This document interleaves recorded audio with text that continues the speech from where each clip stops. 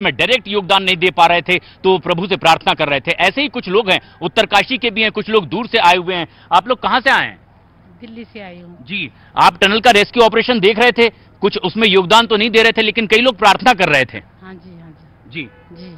और ये तमाम वो लोग हैं जो यहां पर नजर बनाए हुए थे उन 41 लोगों की जान पर कि कैसी भी वो सुरक्षित निकले। आप उत्तरकाशी से हैं? जी, मैं उत्तरकाशी से हूँ जी। रेस्क्यू ऑपरेशन कामयाबी से पूरा हुआ, 41 लोग सुरक्षित बाहर निकले, क्या आपका रिस्पांस है? मैंने बहुत बहुत धन्यवाद उन सारी टीमों के लिए, और साथ में वो लोग जो 24 लोग थे जिन्होंने के हाथों से खोद करके उनको बाहर निकाला।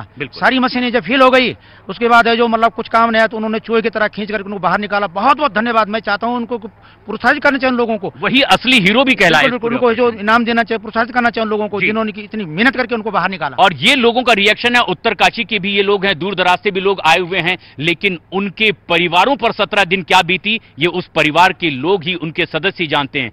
उत्तर प्रदेश के श्रावस्ती में भी ऐसे ही कुछ परिवार के लोग, उनके बीच हमारे सहयोगी अमित सिंह मौजूद हैं, जहां से कुछ मजदूर थे जो सत्यदेव वगैरह वो इसमें फंसे हुए थे। अमित, अब क्या कहते हैं परिवार के लोग, जबकि दीपावली के दिन उनका घर का चिराग एक कोठरी में बंद था और अब जब वो बाहर निकला है, क्या सही मायनों में उन्हें अब दीपावली दिखाई दे रही है? ठीक है। देखिए, दीपावली का त्यौहार इस गांव में नहीं मना। इस वक्त मैं मौजूद हूं श्रावस्ती के रनियापुर गांव में, और इस गांव के रनियापुर से 6 वर्कर जो थे वो फंसे हुए थे टनल में, तो लिहाजा रनियापुर में नहीं मना दीपावली। सत्यदेव और राम मिलन, 2 वर्कर की फैमिली इस वक्त हमारे साथ हैं, और यहाँ पर देखिए तस्वीरें जरा देखिए। ये सत्यदेव हैं, सबसे पहले आपको दिखाऊं, ये सत्यदेव है, और इसकी तस्वीर मैं आपको दिखा रहा हूँ। टनल में 17 दिन बाद रेस्क्यू हुआ, और ये जो तस्वीर है ये राम मिलन की तस्वीर है। सबसे पहले सत्यदेव के पिताजी से हम बातचीत करते हैं। बातचीत हुई अभी आपके बेटे से, क्या कहा? बेटे ने कहा है कि अब अभी बड़े लड़का से बात हुआ है कि अस्पताल में हैं, अस्पताल में लिखा पढ़ी हो रहा है। अस्पताल से वहाँ मुख्यमंत्री ने बुलाए हैं, वहाँ मुख्यमंत्री योगी आदित्यनाथ वहाँ लखनऊ जाएंगे, लखनऊ से तब आएंगे घरे। तो सत्यदेव जो कि उत्तर प्रदेश के श्रावस्ती जिले के रहने वाले, और इनके फादर का ये साफ साफ कहना है कि इनके बेटे के पास मैसेज गया है कि मुख्यमंत्री योगी आदित्यनाथ में मिलेंगे। आपके पिताजी भी फंसे हुए थे 41 दिनों तक, आप राम मिलन के बेटे हैं। 17वां दिन उनको निकाला गया, सभी लोगों को निकाल लिया गया। क्या कहेंगे? पिताजी से बात हुई आपकी? यस सर, हुआ है। क्या कहा उन्होंने? मम्मी से हुआ है, कहा कि मैं ठीक हूँ, आएंगे 1-2 दिन में भी। क्या कुछ इस तरीके से कहा कि योगी आदित्यनाथ ने भी मिलने के लिए बुलाया है? हाँ, कहे थे कि बुलाए हैं मिलने के लिए। तो लखनऊ जाएंगे पहले? हाँ, लखनऊ जाएंगे पहले। और भी है, सीधे हम बातचीत कर लेते हैं। आपके पति जो हैं वो 17 दिन तक फंसे हुए थे, कैसे गुजरा ये 16-17 दिन? बीच में जब एक प्रशासन ने आपकी बात भी कराई थी एक दिन। जी, जब आएंगे तब हम दीपावली मनाएंगे खुशी खुशी से, दीप जलाएंगे, बातचीत सब बढ़िया भवा है।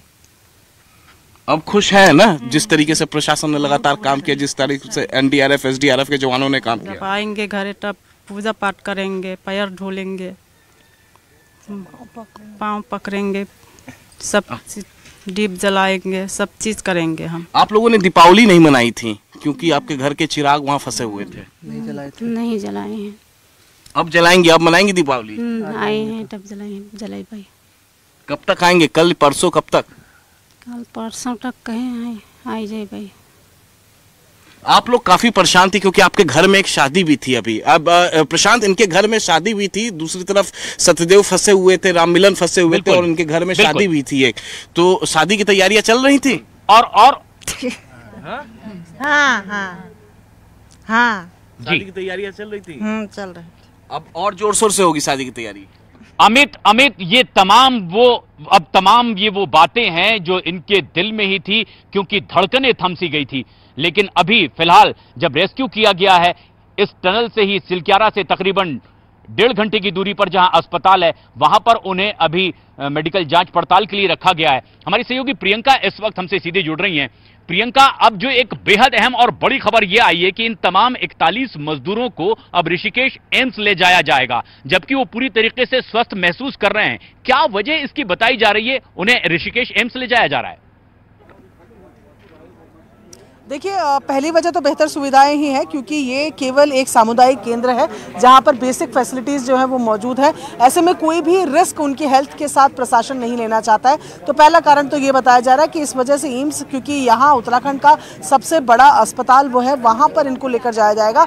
और साथ ही ऋषिकेश से जिस तरीके से हम कह रहे हैं कि कनेक्टिविटी भी बाकी राज्यों के लिए बहुत बेहतर है यहाँ की तुलना में, तो इस वजह से ये दो कारण फिलहाल बताए जा रहे हैं। सामुदायिक केंद्र है, डॉक्टर्स की, पैरामेडिकल टीम्स की जो टीम्स है वो सब यहाँ पर बाहर आ रहे हैं, और 41 बेड का ही ये पूरा हॉस्पिटल है। ऐसे में बेहतर सुविधाओं के लिए बताया जा रहा है कि आज दोपहर में ऋषिकेश लेके जाया जाएगा, उनको थोड़ा ऑब्जर्व किया जाएगा, और उसके बाद जो उनके राज्यों से आपदा प्रबंधन सचिव आए हैं उन तमाम लोगों को लिस्ट के साथ उन लोगों को सौंपा जाएगा जो वहां से गंतव्य के लिए निकलेंगे।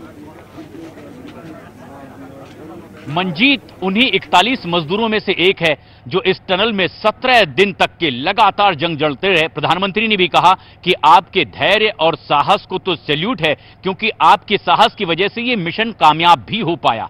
कुछ देर पहले ही हमारी सहयोगी प्रियंका ने उनके पिता से बात की। क्या उनका रिएक्शन है, किस तरह आंखें नम हैं, आप भी देखिए। चौधरी जी इस वक्त हमारे साथ मौजूद हैं। चौधरी जी अभी अभी बेटे से मिलकर आए हैं। जब पहले तो ये बताइए कि कल रात जब मिले तो क्या किया? आप कह रहे थे गले लगूंगा। गले लगे थे और चुम्मी भी लिए थे। अच्छा। हम लंबी आयुष के लिए मांगे थे। हाँ जी। अभी दोबारा मिलकर आए हैं? हाँ, साथ ही थे अभी। अच्छा जी। क्या कह रहे हैं बेटे? हाँ ठीक है, जो घर पर बात कर रहा था कि ठीक है सब, हम भी ठीक हैं। यही मैंने पांजर बैठे सुन रहा था। अच्छा। हाँ, तो घर में सबको इन्फॉर्म कर दिया? हाँ ठीक है, सब बढ़िया है, खुशी का भंडार है। अच्छा, प्रधानमंत्री ने भी कल सब लोगों से बात करी, उस बारे में बताया उन्होंने? हमने तो नहीं सुना है। हाँ। मतलब अब मोबाइल चलाना नहीं जानते, नहीं देखते रहते, सब मालूम होता। हाँ। तो अच्छा, अभी ठीक है, बातचीत हो गई घर वालों को सबको? ठीक है, स्वास्थ्य है, अच्छा है। हाँ, हाँ अभी बाहर घुमा रहा है। चौधरी जी की स्माइल बता रही है कि बेटा भी सकुशल है, खुद भी बहुत स्माइल कर रहे हैं। अभी क्या बताया जा रहा है, कितना समय यहाँ पर रुकेंगे अभी? जी अभी तो हमको नहीं पता कितनी समय रुकना पड़ेगा। हाँ। और जो भी समय रुकना पड़ेगा तब तो वहीं हैं। हाँ, अब इतना लंबा इंतजार कर लिया है तो। जी जी जी। तो चौधरी जी जिनके बेटे मंजीत हैं वो अंदर हैं, बता रहे हैं कि बातचीत हो गई है, कल रात को मिलके सबसे पहले गले लगे हैं, और अभी भी जो बेटे से मिलकर आए हैं सबको इन्फॉर्म किया है, उनकी तबीयत ठीक है, और अब इंतजार कर रहे हैं कि कब उनको प्रशासन ये कहेगा कि वो घर जा सकते हैं। 17 दिनों तक परिजनों की आंखें नम थी कि आखिर उनके घर के इस सदस्य की जिंदगी का क्या होगा। लेकिन 17वें दिन कल जब देर शाम 7:50 पर पहले मजदूर को बाहर निकाला गया, एक एक कर तमाम 41 मजदूरों को सुरक्षित बाहर निकाल लिया गया। उसके बाद एक बार फिर यह आंखें नम हो गई, लेकिन इस बार खुशी के आंसू थे। मुख्यमंत्री पुष्कर सिंह धामी भी लगातार नजर बनाए हुए थे इस ऑपरेशन पर, जो उन्हें रिसीव करने के लिए टनल के भीतर गए थे। अब उन्होंने विस्तार से बताया कि दरअसल कैसे इस पूरी प्रक्रिया को आगे बढ़ाया गया, कैसे ये रेस्क्यू ऑपरेशन पूरी तरीके से कामयाबी तक पहुंचा।